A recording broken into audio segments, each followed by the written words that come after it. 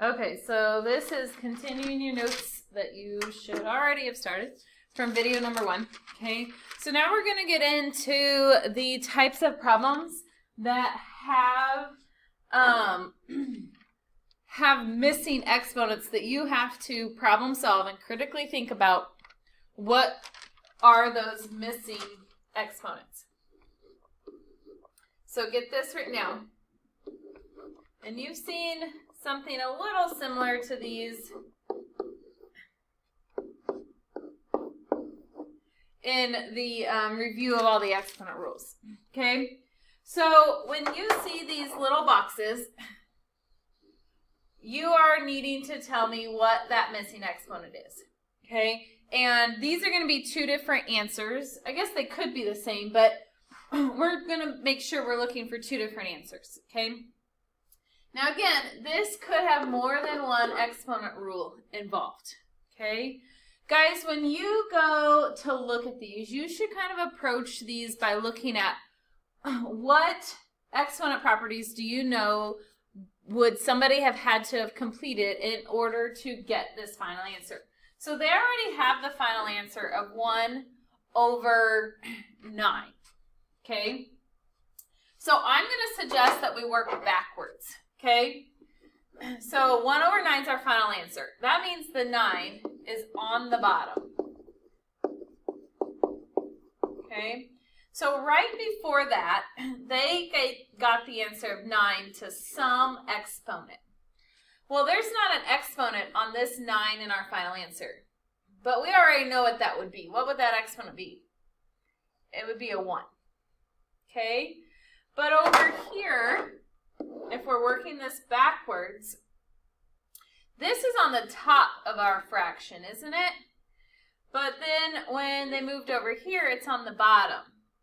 There's only one exponent rule that would have taken place to move this 9 to some exponent from the top to the bottom.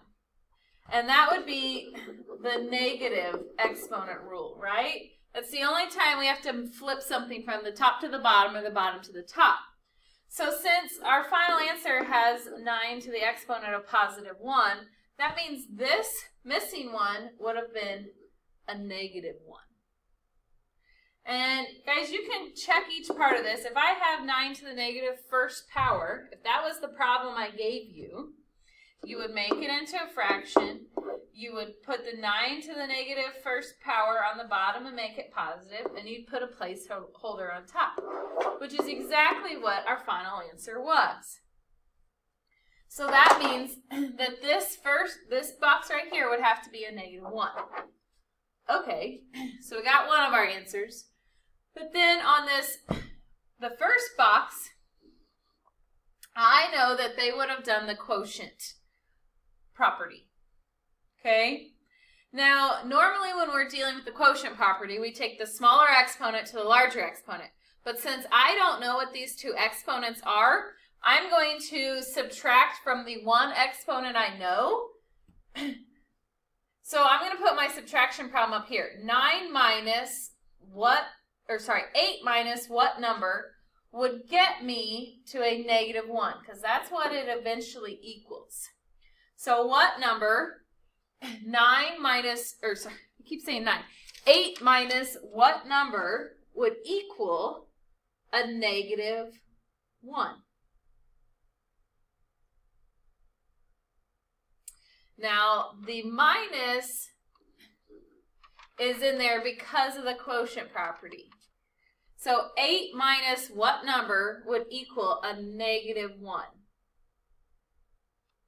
Hopefully you know that it would have to be a 9. I'm going to clean up my board here real quick for 1 second.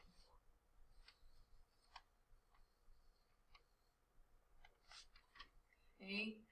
So we should, when you guys are done, you should go back and check that this is how this would work out. So what we did was we would have taken 8 minus 9, and we would have had to get 9 to the -1, and then if I have 9 to the -1, if I was simplifying this, it'd be 1/9, which is what they had. So our two answers are 9 and -1. Or you could circle the boxes. Guys, these are pretty difficult questions, but you guys are pretty good at problem solving. You just have to ask yourself, okay, what rules would I have to use to simplify those? Okay, so let's look at another one.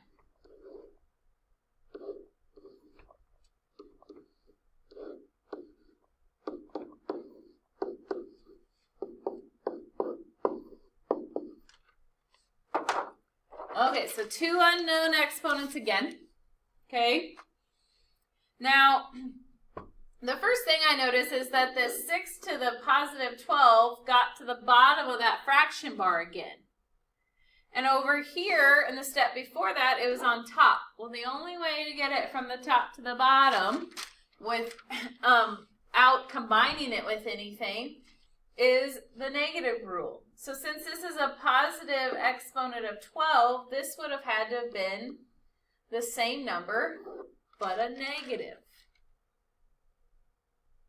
So that's one of our answers. So then over here, I know that I would use the power to a power rule to take 3 times whatever that exponent is. Now, I need to figure out what exponent times 3 will get me to -12. Well, I know that 3 times 4 will get me to positive 12. So will -4 times 3 get me to -12? Yeah, it will. So this missing exponent is -4.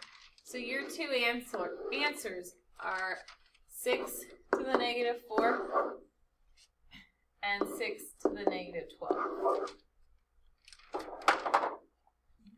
And this next one, I want you to pause it, and I want you to try it out. Give yourself a little bit of time. It takes some time to process these. These are hard questions.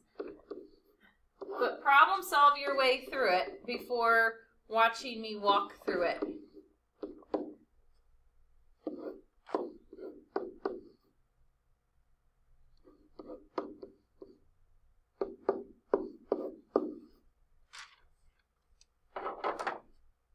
Okay. So I know that if I was starting off with this problem, so I'm going to start over here. I know that if I was starting off this problem, the first thing I would have to combine is the bottom, these two on the bottom. And I would have to combine them using the product rule. So I would have to take 4 to some exponent plus 8. And what they're telling me from here to here is that the answer to that is a -4.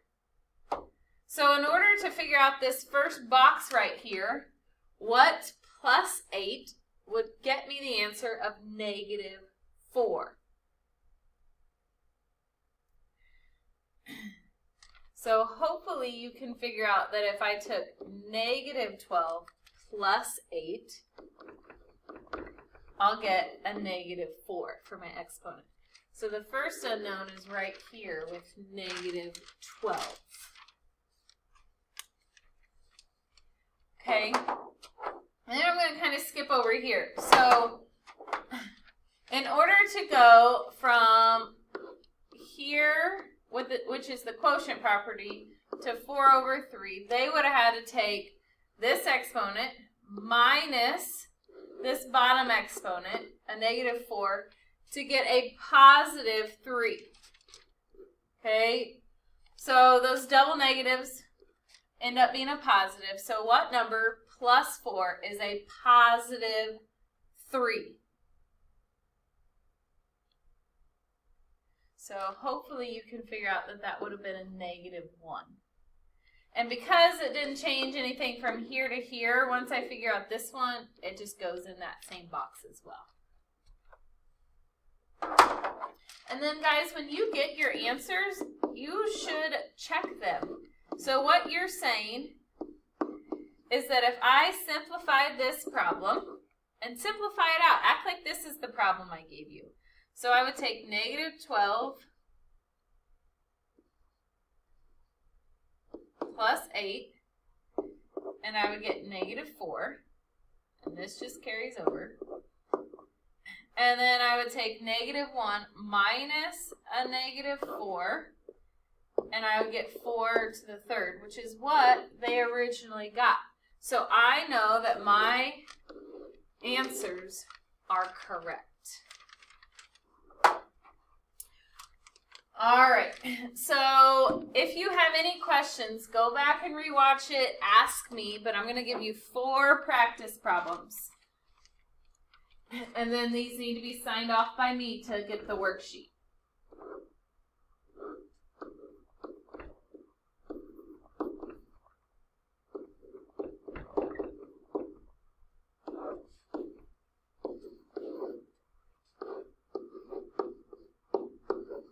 It's a 4.